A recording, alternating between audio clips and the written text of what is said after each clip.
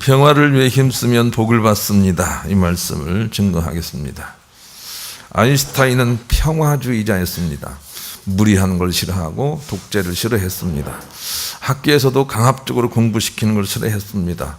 그 평화주의자이기 때문에 그 사랑하는 조국 독일을 떠나서 스위스에 가서 공부를 합니다. 평화스러운 분위기에서만 공부를 할 수 있는 체질 때문에 그런 것이죠.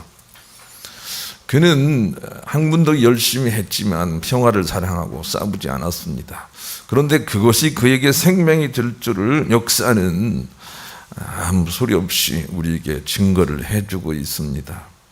히틀러가 일어났습니다. 못 살고 힘들고 어려운 독일 나라에 희망으로 부상을 했습니다. 잘 살게 해주겠다는 약속이 넘쳤습니다. 눈에 보이게 경제가 살아났습니다. 그러나 평화주의자 아인슈타인은 히틀러에게서 전쟁을 받습니다. 그리고 위험을 감지합니다. 그리고 기회가 될 때 미국으로 탈출을 합니다. 그래서 전쟁에 휘말려 들지 않습니다. 남아 있었더라면 틀림없이 그 같은 사상을 가진 사람들은 죽었을 것입니다. 그가 살아난 것은 평화를 사랑했기 때문입니다. 평화를 사랑했기 때문에 하나님께 얼마나 더 귀하게 쓰임받는지도 모릅니다. 평화를 사랑하는 것, 그것이 바로 복받는 길이라는 것을 그를 통해서 알 수가 있습니다. 그래서 성경도 좋은 날을 보기 위해서는 평화를 사랑하라 이렇게 가르쳐 주십니다. 베드로전서 3장 10절로 11절을 같이 읽겠습니다. 시작. 그러므로 생명을 사랑하고 좋은 날 보기를 원하는 자는 혀를 금하여 악한 말을 그치며 그 입술로 거짓을 말하지 말고 악에서 떠나 선을 행하고 화평을 구하며 따르는 자들이 좋은 날을 볼 것이다. 우리에게 가르쳐 주십니다. 화평을 따라야 됩니다. 평화를 따라야 됩니다. 그래야 복된 날을 우리가 찾아갈 수가 있습니다. 아브라함은 그 조카가 물질의 문제로 싸움을 걸어올 때 전쟁하지 않고 큰소리 치지 않고 따지지 않고 이기려고 하지 않고 자기 재산을 띄워주며 평화를 선택합니다. 그런데 아브라함은 더 잘되고 그 조카는 자꾸 멸망으로 들어가는 것을 우리가 보게 됩니다. 평화를 선택하는 것이 결국 우리의 삶에 유익이 된다는 것을 알고 우리가 선택해야 되겠습니다. 넬슨 만델라는 투쟁주의자였습니다. 우리나라가 제대로 되기 위해서는 반드시 총칼을 들여야 한다고 생각을 했습니다. 그러나 감옥에 들어가서 그 생각을 아주 급하게 바꿉니다. 그리고 평화가 아니면 이 나라가 잘 될 수 없을 것이라는 것을 깨닫습니다. 그 일 때문에 가족을 잃기도 합니다. 그러나 평화주의자로 살아서 그 나라뿐만이 아니라 온 인류에게 예수 그리스도의 역할을 감당하고 좋은 교훈을 남긴 승리자가 되어서 지금도 우리에게 마음속에 좋은 표상이 되어 남아 있습니다. 평화를 추구해야 결국 좋다는 것을 우리가 알아야 되겠습니다. 평화를 깨는 자로 살면 어디를 가든 결국 자기가 손해를 보게 됩니다. 갈라디아 5장 13절로 15절도 같이 읽겠습니다. 시작. 형제들아 너희가 자유를 위하여 부르심을 입었으나 그러나 그 자유로 육체의 기회를 삼지 말고 오직 사랑으로 서로 종노릇하라. 온 율법은 내 이웃 사랑하기를 내 자신같이 하라 하신 말씀에서 이루어졌나니 만일 서로 물고 먹으면 피차 멸망할까 조심하라. 어떤 사람과 싸워서 내가 이긴다면 그 이김은 피차 자기 자신에게도 해가 되어 돌아온다는 것을 우리가 기억을 해야 됩니다. 그래서 평화로 살아야 되고 평화를 깨는 역할을 해서는 안 됩니다. 염창환이라는 의사가 계시는데 이분은 염증 전문가예요. 그분이 하는 말을 들어보면 평화하지 못하면 우리가 피차 잘못된다는 것을 알 수가 있습니다. 여러분, 우리가 어떤 사람에게 화를 내어서 그 사람의 길을 꺾을 수는 있는데, 그런데 화를 내서 이기거나 우리의 선한 백혈구가 어떤 물질과 싸워서 이기게 되면 그 싸우고 난 쓰레기가 여전히 우리의 몸에 나와서 온몸을 돌아다녀 염증을 일으키게 된다는 것입니다. 이겨도 결국 자기가 손해라는 것입니다. 그러니 이겨서 이기려고 하지 말고 평화로 이기려고 해야 결국 자기에게도 이익이 된다는 것입니다. 이것은 우리 육체뿐만이 아니라 온 세상의 이치도 마찬가지입니다. 평화로 이기지 않는 것은 결국 자기의 이익이 되지 않습니다. 싸워서 이기는 것은 결국 자기에게 해가 됩니다. 그래서 요한계시록은 지옥 가는 사람들은 자꾸 이기려고 한다, 그렇게 분석을 하고 있습니다. 요한계시록 6장 2절을 같이 읽읍시다. 지옥 갈 사람들입니다. 없네요. 요한계시록 6장 2절은 이런 거예요. 그 사람들은 자꾸 이기려고 하고 또 이기려고 한다, 그런 내용이에요. 자꾸 이기려고 하는 사람들은 지옥 갑니다, 여러분. 자꾸 이기려고 하는 사람들은 결국은 곡과 마곡의 전쟁에 휩쓸려서 그냥 전쟁하다가 피차 멸망하는 하나님의 대심판에 들어가게 된단 말입니다. 그러니 이기려고 하지 말고 평화를 선택하는 사람이 돼야 천국 간다는 걸 알아야 되겠어요. 져주려고 해야 됩니다. 그래야 오히려 이기고 좋은 나라를 만들 수가 있어요. 마태복음 5장 41절로 45절 읽겠습니다. 시작. 또 누구든지 너로 억지로 우리를 가게 하거든 그 사람과 심리를 동행하고 내게 구하는 자에게 주며 내게 오자 하는 자에게 거르질하지 말라. 또 내 이웃을 사랑하고 원수를 미워라 하였다는 것을 너희가 들었으나 나는 너희에게 이르노니 너희 원수를 사랑하며 너희를 박해하는 자를 위하여 이같이 한즉 하늘에 계신 너희 아버지의 아들이 되리니 이는 하나님이 그 해를 악인과 선인에게 비추시며 비를 의로운 자 불의한 자에게 내려주심이라 그랬습니다. 여러분, 우리 주변에 원수가 많이 있죠. 원수는 뭐 특별히 아주 불의한 사람을 얘기하는 것이 아니라 나를 막아서고 나를 반대하고 나를 미워하는 사람들이 성경이 말하는 나의 원수입니다. 그런데 그 원수까지라도 악으로 갚지 말라고 말씀해 주십니다. 원수까지라도 선으로 대하라고 말씀해 주십니다. 그렇게 해야 하늘에 계신 우리 아버지의 아들이 된다, 하늘에 속한 자가 된다, 그렇게 말씀해 주십니다. 즉 그렇게 해야 천국 간다는 것입니다. 져주는 사람이 돼야 된다는 것입니다. 이기려고 하지 말고 져주는 사람이 돼야 된다는 것입니다. 그런 사람들이 결국 이긴다라고 가르쳐 주십니다. 예수님의 삶은 온통 평화를 위한 져주는 삶이셨습니다. 오늘 본문도 마찬가지입니다. 예수님이 이 땅에 계시는 동안에 잠깐 세례 요한과 함께 있는 시간이 있었습니다. 그때 예수님은 세례 요한을 배려하여 저 물도 없는 곳에 가셔서 세례를 주시면서 세례 요한의 사역을 기다리고 있다는 거, 우리가 그의 배려를 배웠습니다. 그런데 이 세상 사람들에게 예수님이 세례 요한보다도 오히려 세례를 더 많이 준다라는 얘기가 돈다는 것을 예수님께서 들으십니다.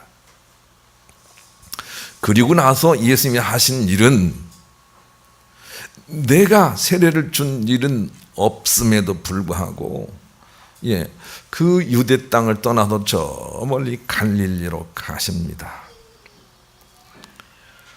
예수님은 평화를 선택하고 계십니다. 예수님은 문제가 생기면 평화를 늘 선택하셨습니다. 그런데 그런 예수님이 승리하신다는 거 우리가 삶을 통해서 또 성경을 통해서 배우고 있습니다. 평화를 선택하는 사람이 승리합니다. 사람들은 그 이유를 너무 모릅니다. 그것이 하나님께서 온 인류에게 승리할 수 있는 유일한 비밀의 경륜인 것을 우리에게 보여주시기 위해서 그렇게 한 것이죠. 에베소 3장 8절로 9절 읽읍시다. 읽습니다. 시작. 모든 성도 중에 지극히 작은 자보다 더 작은 나에게 이 은혜를 주신 것은 측량할 수 없는 그리스도의 풍성함을 이방인에게 전하게 하시고 영원부터 만물을 창조하신 하나님 속에 감춰졌던 비밀의 경륜이었다는 것을 드러내게 하려 하십니다. 9절을 보겠어요. 영원부터 만물을 창조하신 하나님이 속에 감춰졌던 비밀의 경륜이, 이 비밀의 경륜이 무엇이냐면 십자가예요. 예수 그리스도예요. 복음이에요. 십자가를 지는 거예요. 자, 오늘 본문을 떠올려 보시죠.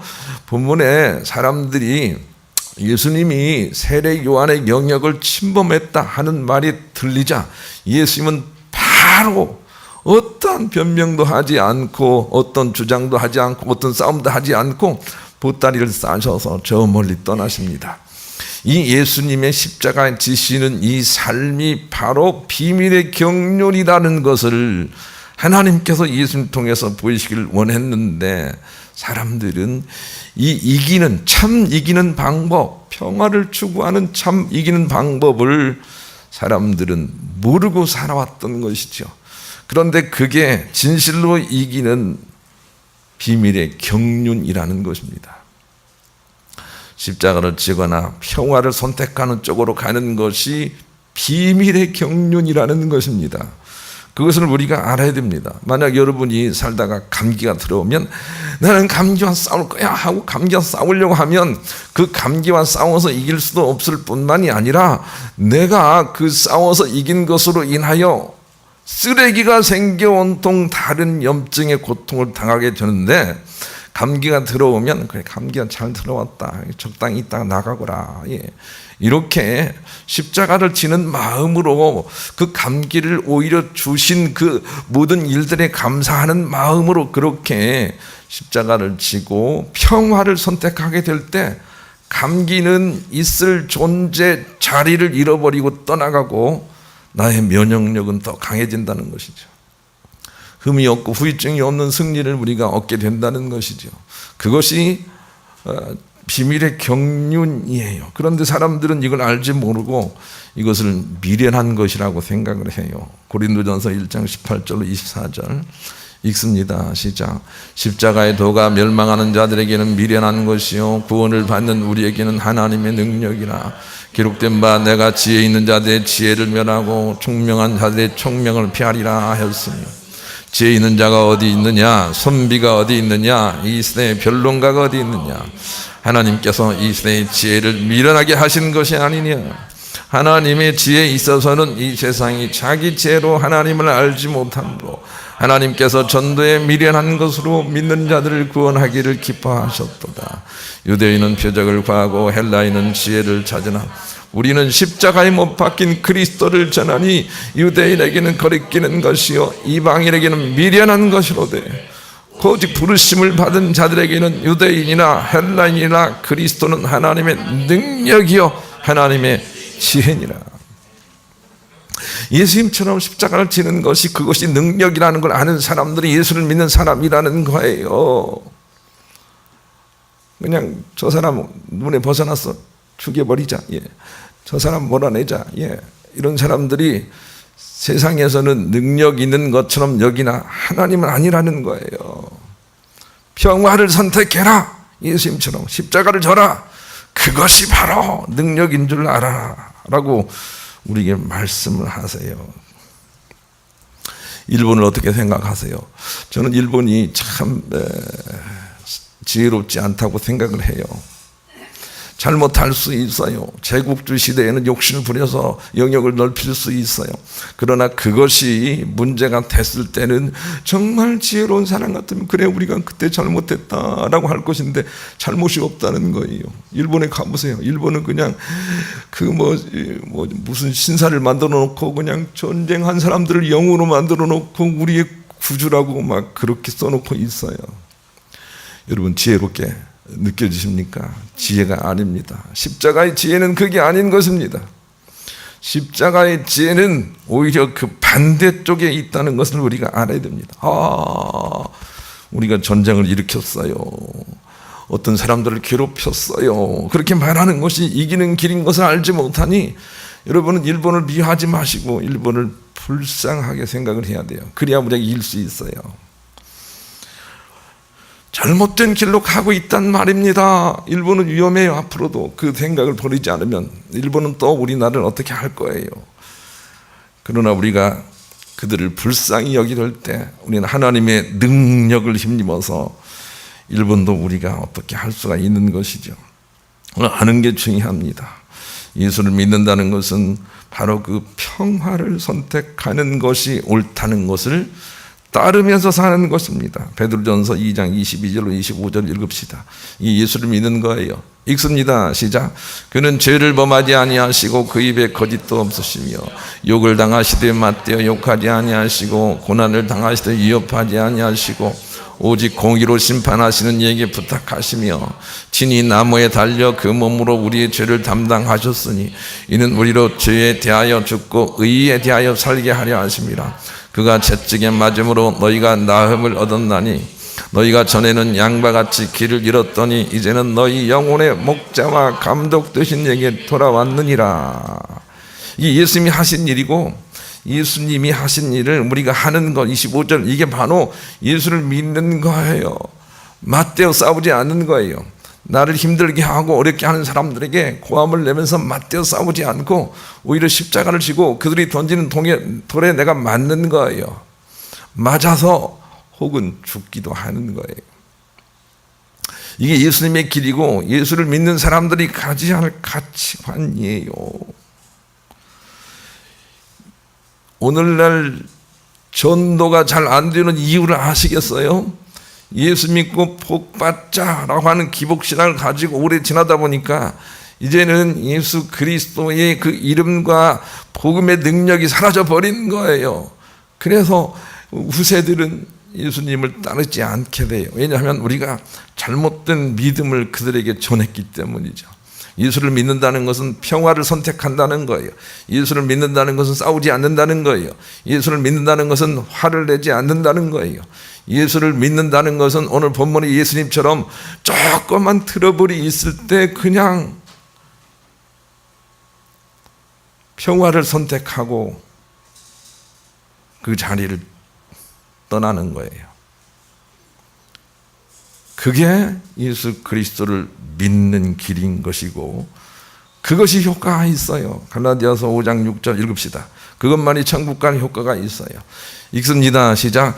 그리스도 예수 안에서나 할래나 뭐할래나 효력이 없으되 사랑으로서 역사하는 믿음뿐이니라. 예. 평화 사랑으로만 역사하는 그런 믿음만이 효력이 있어요. 그래서 항상 평화를 선택하고 예수 그리스도의 길을 따르는 거예요. 그게 예수 믿는 거예요. 복음서가 410장 2절 예수님처럼 바울처럼 그렇게 살려고 했어야 돼요.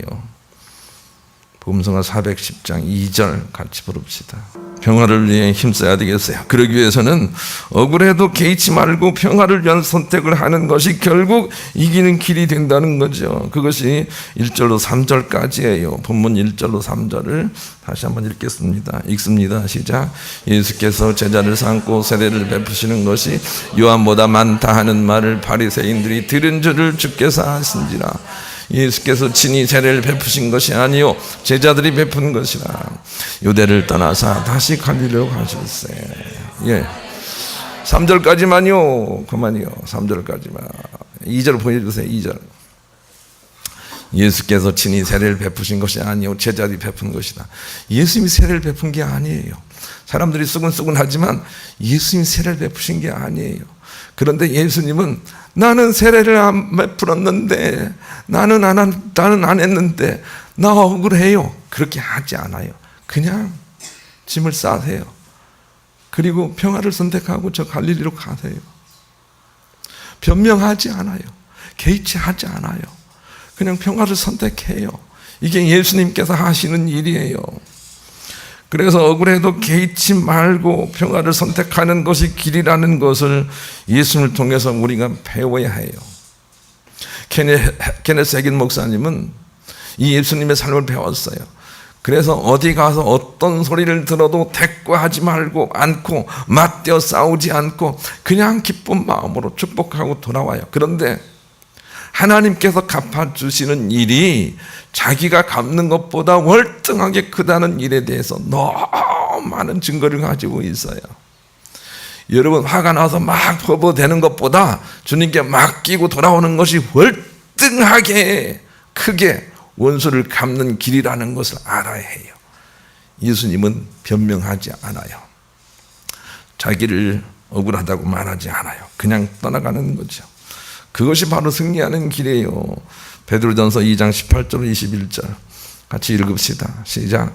사반들아 범사에 두려워함으로 주인에게 순종하되 선하고 관용하는 자들에게만 아니라 또한 까다로운 자들에게도 그리하라. 부당하게 고난을 받아도 하나님을 생각함으로 슬픔을 참으면 이는 아름다우나 죄가 있어 매를 맞고 참으면 무슨 칭찬이 있어요. 그러나 선을 행함으로 고난을 받고 참으면 이는 하나님 앞에서 아름다우니 억울한 상황에서 또 있네. 21절 시작. 이를 위하여 너희가 부르심을 받아서 그리스도도 너희를 위하여 고난을 받으사 너희에게 본을 끼쳐 그 자취를 따라오게 하려 하셨느니라. 억울한 상황이 아니면 우리에게 천국에 상급이 없어요. 억울한 상황이기 때문에 참음이 유익하단 말이에요. 그러니까 억울하다 하지 말고 그냥 보따리를 싸세요. 보따리를 싸라니까 집에서 보따리 싸서 나올지 모르겠네. 그러지 말고 그냥 친구집에 가세요. 가서 놀고 피하고 평화를 선택하세요. 싸우지 마세요. 싸우는 것은 이길 수 없는 길을 우리가 걸어가는 거예요. 평화를 선택하는 게 길이란 말이에요. 그런 사람들이 결국 이거예요.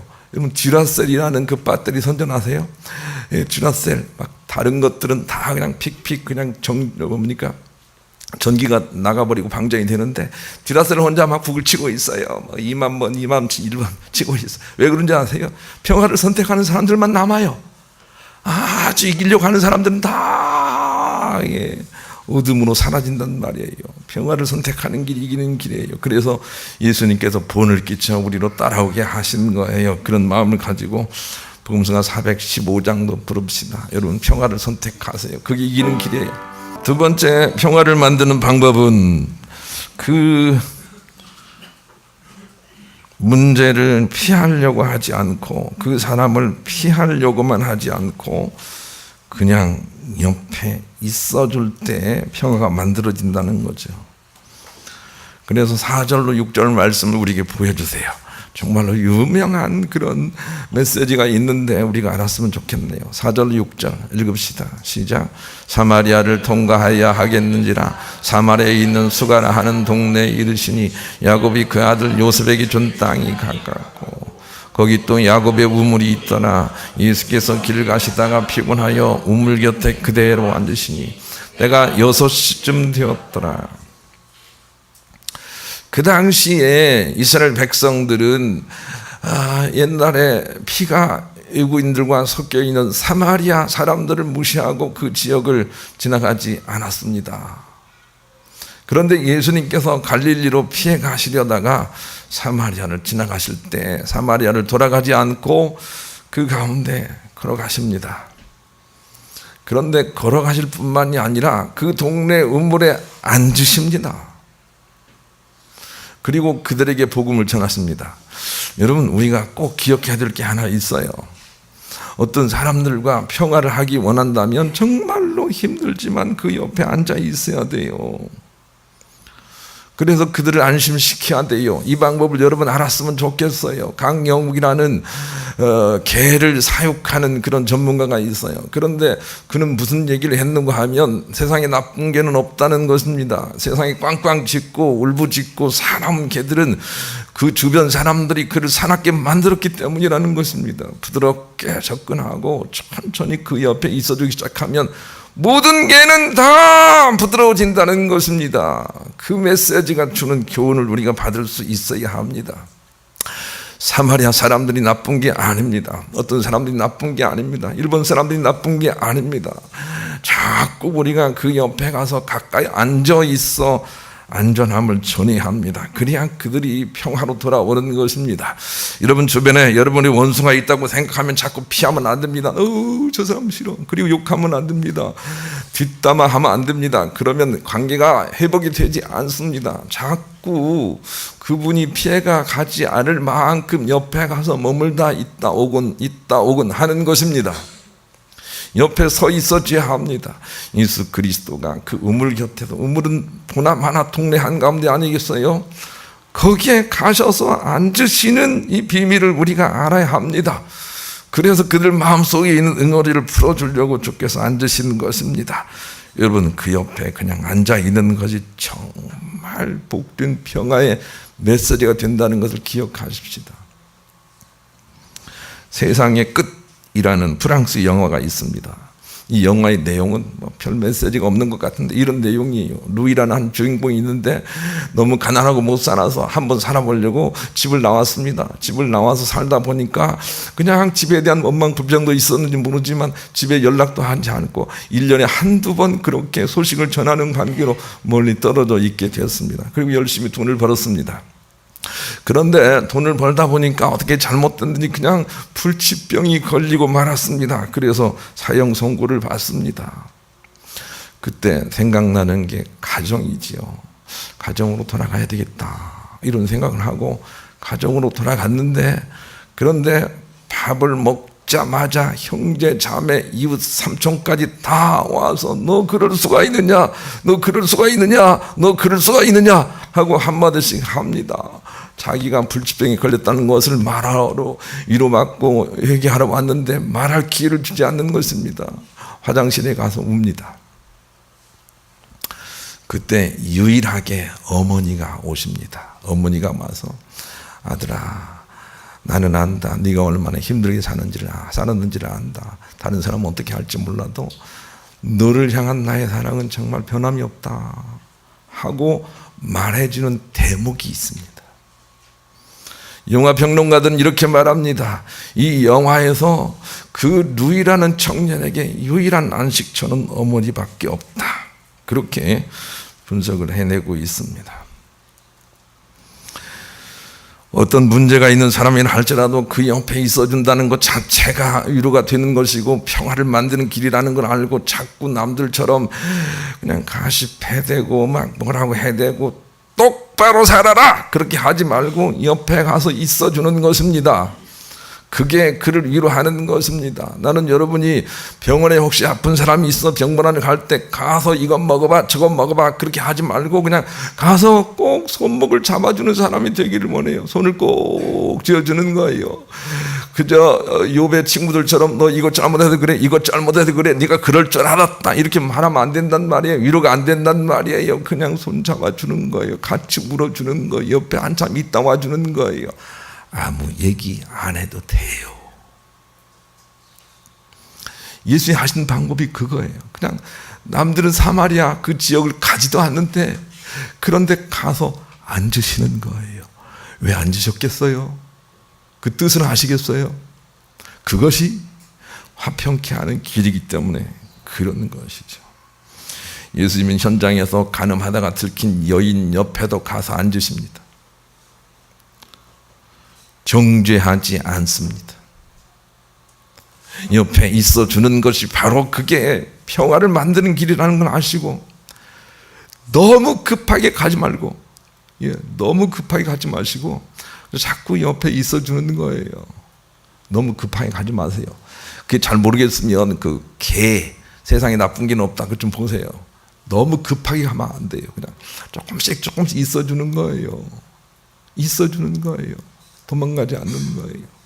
그게 평화를 만드는 길이라고 우리에게 보여주시죠. 미국의 언론 매체인 허핑턴 포스트지는 가족 간의 화목 유무가 정신 건강에서부터 신체 면역력까지 건강 상태에 큰 영향을 미친다면서 특히 성장기 아동들에게 가족과의 유대감은 건강한 삶을 살아가는데 결정적인 요소가 된다는 것을 실험을 통해서 밝혀내고 있습니다. 가족 간의 긴밀한 유대감을 지니고 있는 사람들은 세상에서 문제를 일으키는 경우가 적고 온전하게 얌전하게 운전도 하며 사고가 적은 것은 물론 월급마저도 많이 받는다는 사실이 통계와 실험을 통해서 밝혀진 것입니다. 그리고 그 허핑턴 포스트지는 행복한 가정이 되게 하기 위해서 이렇게 하라고 가르쳐 줍니다. 첫째, 가족과 일주일에 3번 이상 즐거운 식사를 하면 자녀들과 후손들이 날씬해지더라. 그렇게 실험 결과를 발표하고 있습니다. 두 번째, 어머니와 좋은 관계를 가진 자녀들은 질병에 대한 면역력이 강하더라. 그렇게 가르치고 있습니다. 아버지와 좋은 유대감을 가진 자녀들은 사회에서 대의 관계가 좋아지더라 라고 실험을 통해서 밝혀내고 있습니다. 마지막으로 금슬 좋은 부부는 가족이 질병에 걸려도 속히 치료가 되더라 라고 가르쳐주고 있습니다. 나는 세상 사람들이 어떻게 연구를 해서 발표를 하든지 상관하지 않고 모두가 다 성경이 가르친 대로 되어진다는 걸 알고 깜짝깜짝 놀랍니다. 하나님은 비밀의 경륜을 예수 그리스도를 통해서 우리에게 다 보여주시고 예수 그리스도처럼 평화를 위해 사는 자들이 오히려 복을 받는다고 우리에게 수도 없이 말씀을 하시기 때문에 그런 것입니다. 평화를 위해 사십시오. 그래야 우리가 오히려 복을 받습니다. 어떤 상황에서든지 피스메이커로 사는 것이 우리의 사명입니다. 바울은 그래서 그의 삶이 잘못된 줄 알고 남을 잡아 죽이려고 하고 유대 교인에게 폐를 입히는 자들을 사형시키려고 살았던 자기의 삶을 돌변시킵니다. 그래서 피스메이커가 됩니다. 디모데전서 1장 13절로 16절 같이 읽읍시다. 시작. 내가 전에는 비방자여 박해자여 폭행자였으나 도리어 긍휼을 입은 것은 내가 믿지 아니할 때 알지 못하고 행하였습니다. 우리 주의 은혜가 그리스도 예수 안에 있는 믿음과 사랑과 함께 넘치도록 풍성하였도다. 미보다 모든 사람이 받을 만한 이 말이여 그리스도 예수께서 죄인을 구하시려고 세상에 임하셨다 하였도다. 죄인 중에 내가 귀순이라. 그러나 내가 긍휼을 입은 까닭은 예수 그리스도께서 내게 먼저 일체 오래 참으심을 보이사 후에 주를 믿어 영생 얻는 자들에게 본이 되게 하려 하십니다. 바울은 예수 그리스도의 삶을 보고 돌변해서 공격자가 아니고 피스메이커가 됩니다. 우리도 이렇게 돌변해야 됩니다. 그래서 제가 주보 맨 아래에 생활 숙제에다가 피스메이커로 돌변하기라고 적어놨어요. 피스메이커로 돌변하십시오. 예. 공격자가 되지 마십시오. 피스메이커로 돌변해야 삶이 풀어지게 되는 것입니다. 세상에 나쁜 사람은 없습니다. 조금씩 곁에서 다가가 주면 변화가 일어납니다. 세상에 나쁜 사람은 없다. 꼭 명심을 하세요. 세상에 나쁜 사람은 없다. 내가 그의 마음을 풀어주면 어떤 사람이든 선하게 된다. 이런 믿음을 가지고 예수님처럼 그 곁에 가서 앉아 있어야 합니다. 그래야 풀어지는 것입니다. 그리고 남을 평화롭게 할 때 그 복은 다시 자기 자신에게 다 돌아온다는 걸 알아야 되겠어요. 야고보서 3장 18절을 마지막으로 읽겠습니다. 읽습니다. 시작. 화평하게 하는 자들은 화평을 심어 의의 열매를 인데 거두느니라예요. 거두느니라. 아주 지혜롭게 써놨네. 화평케 하는 자들은 화평을 심어 의의 열매를 거두느니라. 화평케 하는 자가 결국은 복을 거둔다라고 하는 것을 기억을 하시고 예수님처럼 평화 피스메이커로 사셔서 참복 받으시고 천국 가는 여러분 되시기를 우리 주님의 이름으로 간절히 축원합니다.